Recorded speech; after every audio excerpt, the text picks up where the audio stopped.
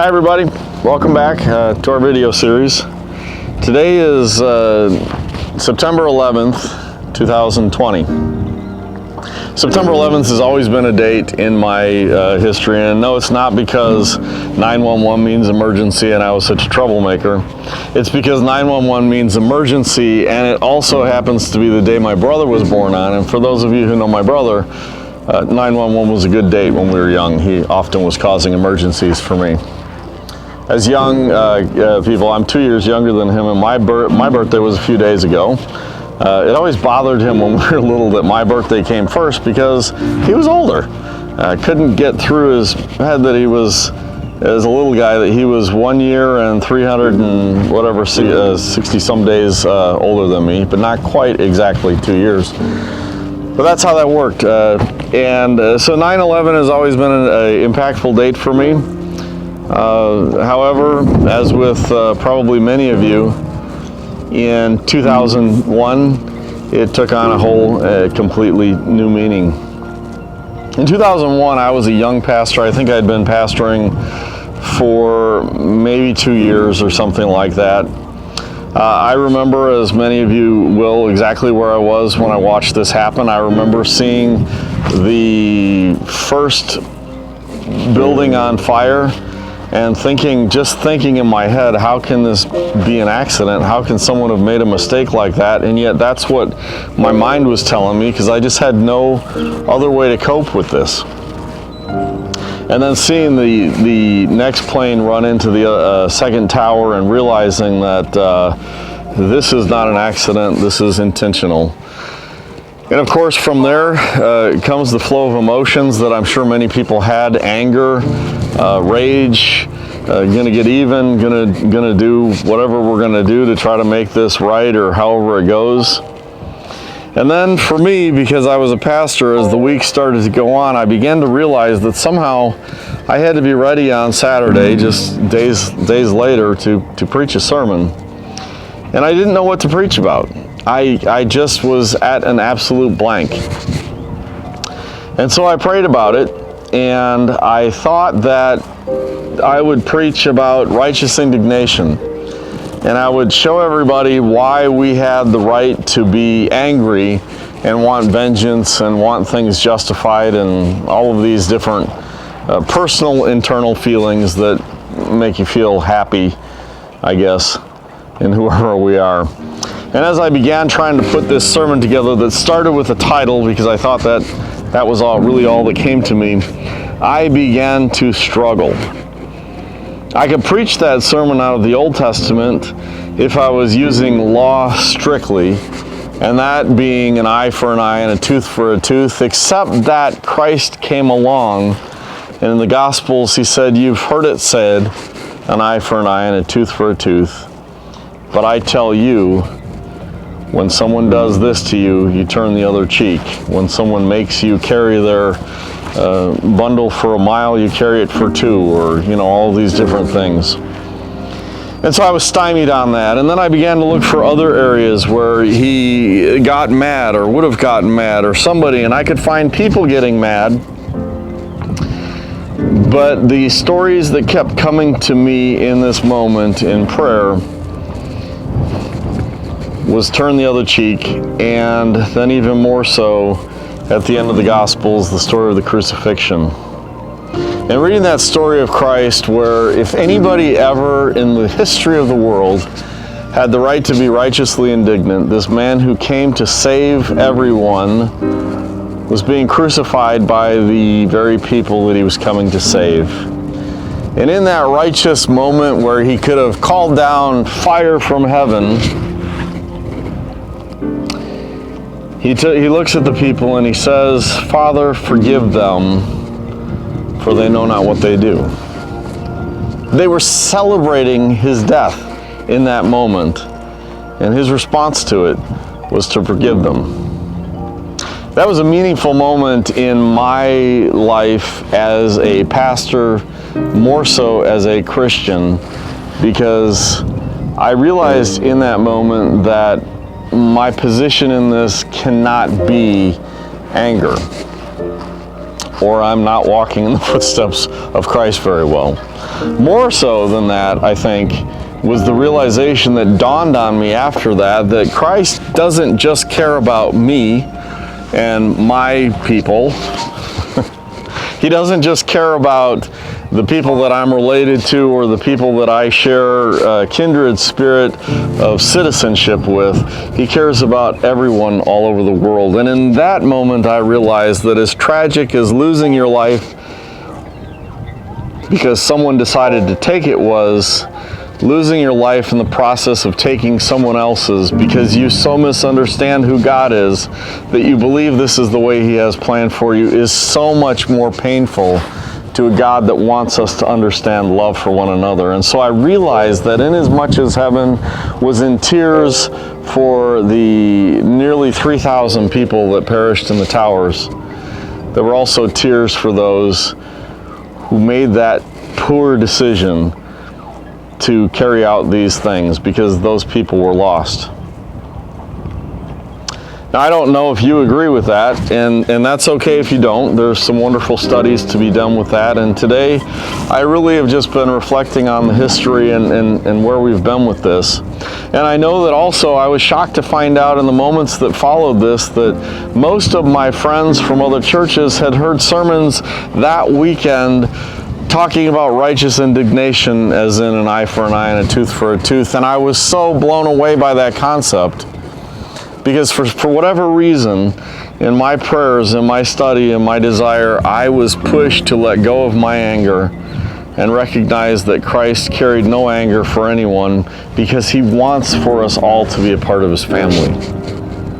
And so those that made the choice to kill other people in this and do so in the name of their God are so misguided by the concept of who their God is that they've taken themselves right out of the story. We don't have to do that.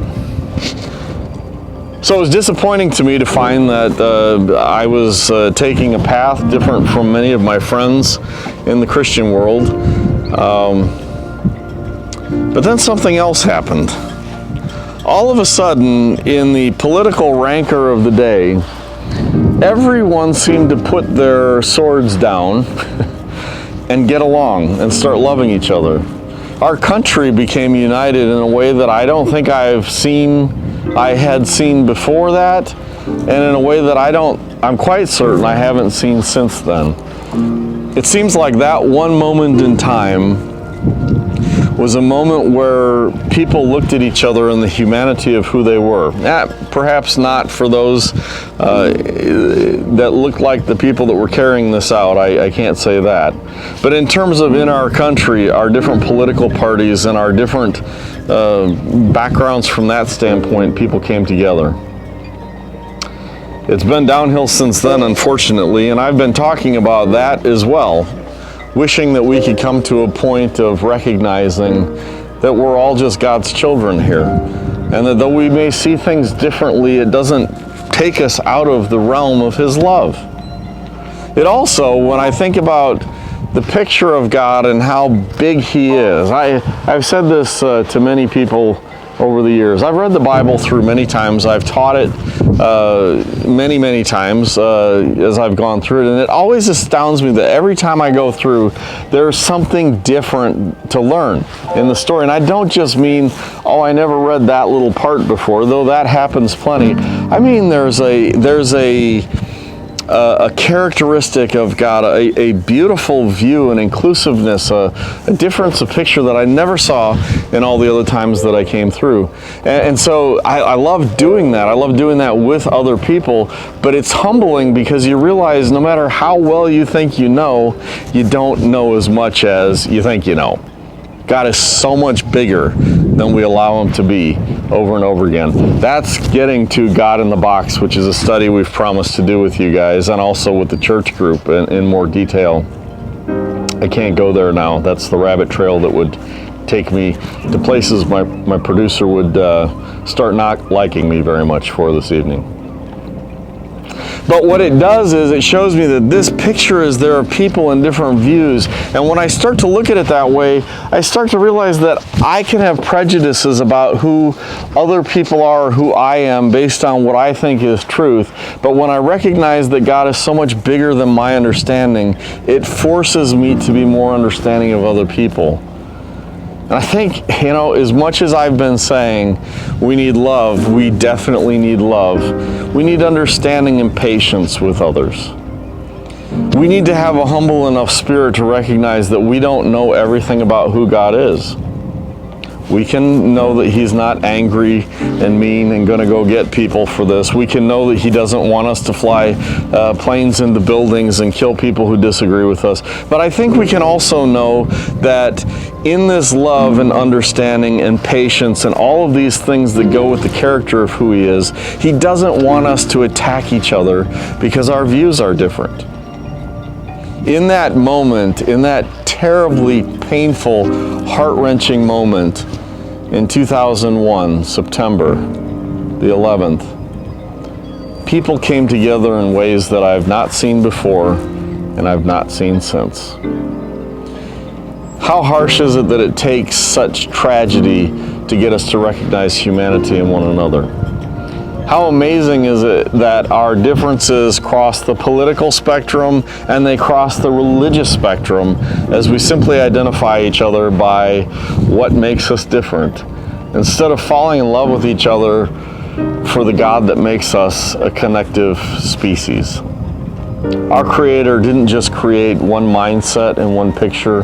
He created us with the ability to be free. And He's asked us to revel in our freedom and in our differences and in the grandness of the picture of the story that He's put before us.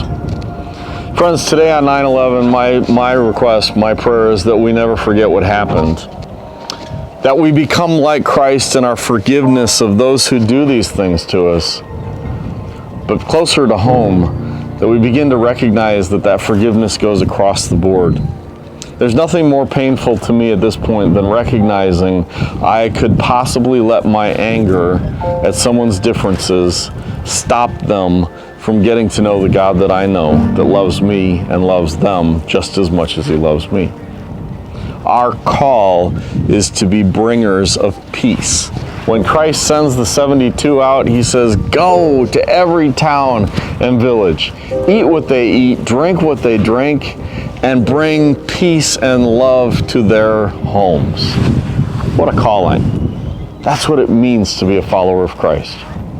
Finally, one of the most opinionated people that I know of in Scripture, the Apostle Paul. He's approached by his disciples, because he had disciples too, and they were concerned because they had found out that there's another preacher in town. Another preacher, if you can imagine this, by the name of Apollos, Paul and Apollos. And they can only see the differences in what Apollos is teaching about Christ, about God. But they are teaching, he is teaching about Christ and about God. And so they come to Paul and they say, Paul, man, we know you know the right way. And what we are doing here is we're tracking these people down and we're figuring out where they are. And now we want your direction. We go shut them down, right? And Paul says to them, people, there is one God and there is one Christ. I'm just Paul. I'm neither. My job is not to decide this or that or whatever. My job is to sow seeds, to plant flowers. Apollos, like me, his job is not to fulfill the mission, it's to begin it. And so whether people come to Christ by Paul or whether they come to Christ by Apollos, they all come into the same family of God. Friends, that is a message that we need to get home to our hearts and to our souls today. I love you. I ask that you not forget this day in memory and go find someone less than 18 years old and tell them your story about how it happened. But remember to include in that story the forgiveness of Christ, as we are called to forgive others as Christians. Thank you much. Love you. We'll see you soon. Bye-bye.